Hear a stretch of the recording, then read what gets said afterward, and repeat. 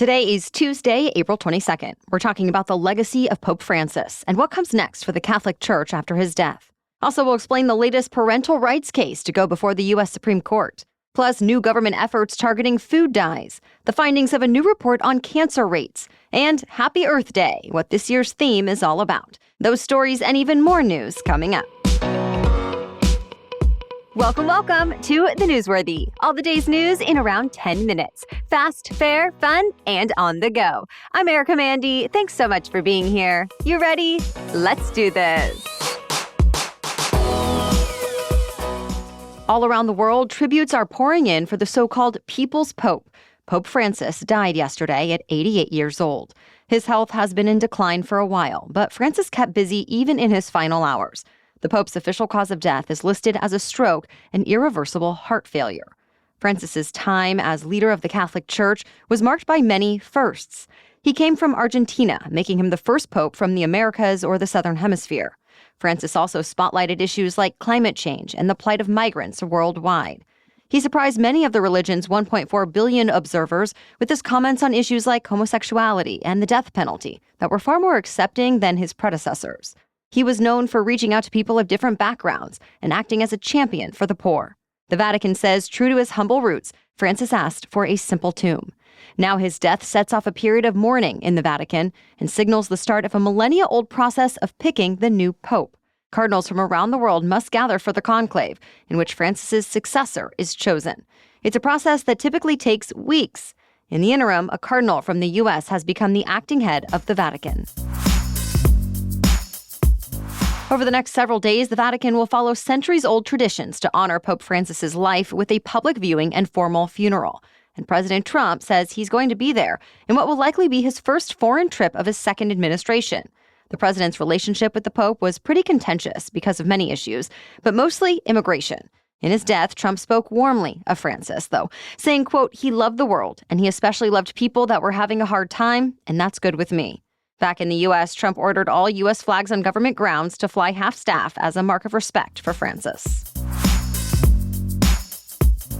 Today, the U.S. Supreme Court is taking on another debate about parental rights and religious freedom.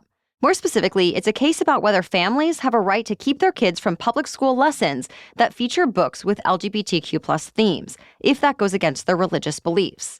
Key documents in the court record are books for young children, like Pride Puppy, about a family whose puppy gets lost at a pride parade. Also, Love Violet, about a girl who has a crush on another girl in her class. Uncle Bobby's Wedding, about a same-sex marriage, and more. A Maryland school district added the books to the curriculum for elementary school students a few years ago, along with many other books featuring heterosexual characters in traditional gender roles. Parents of several faiths sued, saying the district violated the First Amendment's religious protections by not letting them opt their kids out of seeing those stories. On the other side, legal scholars say public schools need to be able to manage their own curriculums and that it's important for kids to read about people with different beliefs.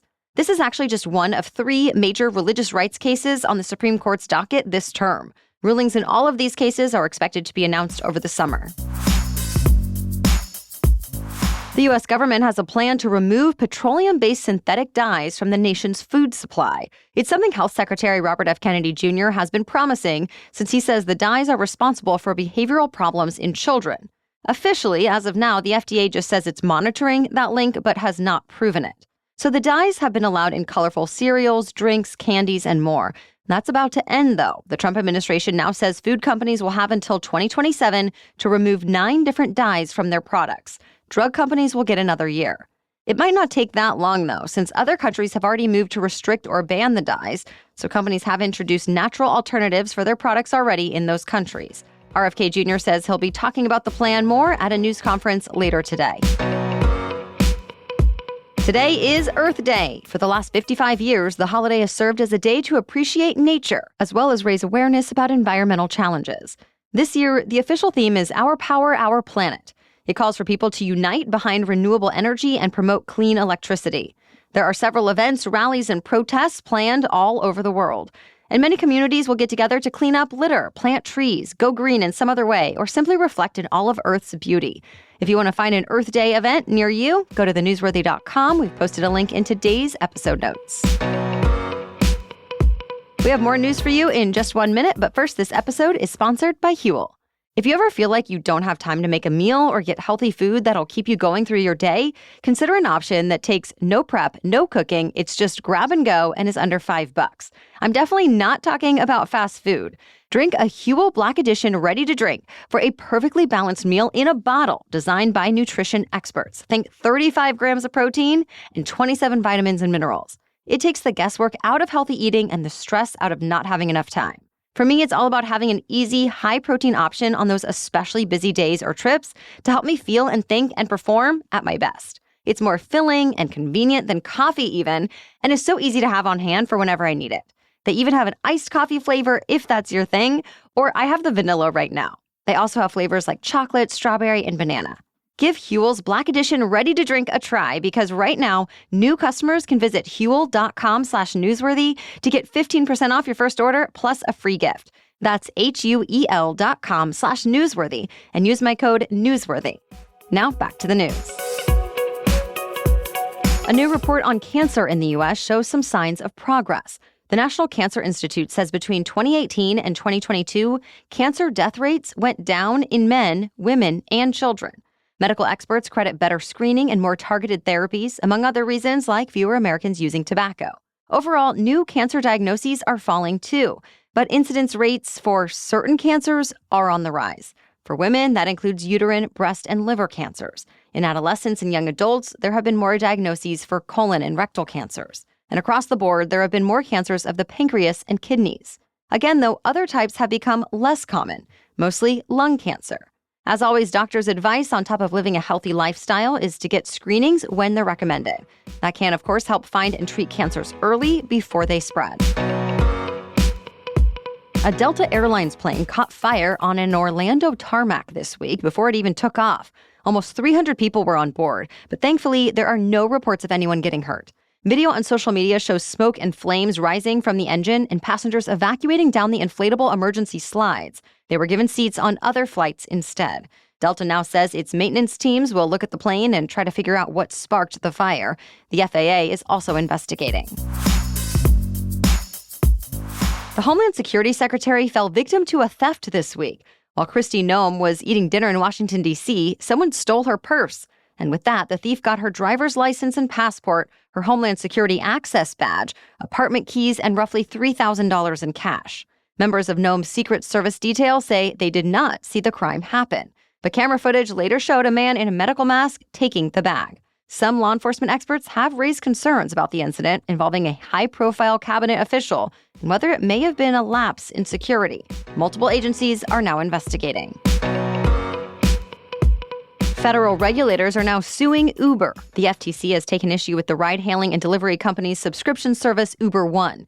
In the new lawsuit, it says the service charged customers without their consent, did not deliver the kind of savings that were promised, and made it tough for users to cancel. Like, so tough that online tutorials are out there to teach people how to get rid of their subscriptions. But Uber insists sign-up and cancellation processes are clear, simple, and take most people 20 seconds or less. So this one will be fought in court. The complaint marks the first FTC action against a major technology company since President Trump began his second term, and the agency's leader says he'll keep scrutinizing big tech as long as he's in charge. Instagram is now using artificial intelligence in a new way to catch teens who may be lying about their age on the app and pretending to be adults. Parent company Meta says if the AI thinks a user is actually a teen, it'll automatically switch their account to more restrictive teen settings. For example, teen accounts are private by default, and private messages are limited to people they follow or have already connected with. Meta says this new system is now being tested and admits it might make mistakes, so users will still be able to manually change their settings back if needed.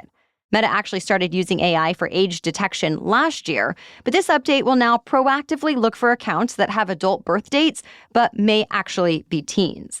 The AI looks for signals like the type of content the account interacts with, comments from friends saying things like happy 16th birthday, and the other people the user is mostly interacting with. Beyond the AI, Instagram says it will also start sending notifications to parents, encouraging conversations with their teens about being honest about age online. The Academy Awards has updated its Oscar rules, including some guidance on AI in film production. It says AI tools will neither help nor harm the chances of being nominated. But the Academy will consider whether a human was at the heart of the creative process when deciding who wins. Another key change, Oscar voters will no longer be able to vote in a category unless they've actually seen the movies. Until now, they had only been encouraged to watch all the nominees and vote in categories they felt qualified in. Well, that's changing. So the Academy will actually track viewing through the members' screening room streaming app and have members fill out a form when they've watched movies elsewhere. There were also some new regulations on issues of refugee filmmakers and the newly launched casting category. The next Oscars are set for March 15th, 2026. That's it for the main news today, so now it's time for Trivia Tuesday, when we ask a different trivia question every week. But first, thanks to our sponsor, OneSkin. It's that time of year you're going to need to protect your skin from the sun more and more. That's why you'll want to use a broad-spectrum sunscreen every day. My newest favorite is OneSkin's SPF Face. It's my daily go-to now because I love how lightweight it is, so it doesn't feel greasy or thick on my face, and yet I feel confident knowing it's protecting and even helping my skin. In fact, OneSkin's SPFs block UV rays with non-nano zinc oxide and neutralize the free radicals that come from not only UV, but also pollution and blue light with a potent blend of antioxidants. Founded and led by an all-women team of skin longevity scientists, OneSkin is redefining the aging process with a proprietary OS1 peptide, the first ingredient proven to help skin look, feel, and behave like its younger self. Get 15% off with code NEWSWORTHY at oneskin.co. I recommend you grab their SPF Face ASAP, though I also love and use their other products too. Again, get 15% off at oneskin.co with the code NEWSWORTHY. After you purchase, they'll ask you where you heard about them, so please support our show and let them know we sent you. Invest in the health and longevity of your skin with OneSkin. Your future self will thank you. Okay, now back to Trivia Tuesday. And today's trivia question is, how fast was the fastest wind ever recorded outside of a tornado? Listen again next Tuesday for the answer and explanation. As for last week's trivia question, what was the first item sold on eBay? The answer is a broken laser pointer. The founder of eBay, Pierre Omidyar, listed the item, figuring it would be a good way to test out his personal project, which at the time was called Auction Web. In the listing, he admitted the item did not work, even with new batteries, so he listed it for just $1. A bidding war actually started a week later, and the broken laser pointer ended up selling for $14.83. Just 4 years later, the site had grown to be an online retailer valued at more than Sears or Kmart and JCPenney. Today, almost 30 years later, the company has a market capitalization of about $31 billion, and Omidyar is said to be worth about $11 billion, making him the richest person in all of Hawaii. Well, thank you so much for joining us to get caught up on the news today. You can further support our work here at The Newsworthy and get access to ad-free episodes by becoming a Newsworthy Insider. You can start your free trial at thenewsworthy.com/insider. And Wondery Plus subscribers can listen to episodes of The Newsworthy ad-free in the Wondery app. We'll be back tomorrow with the latest news to know. Until then, have a great day.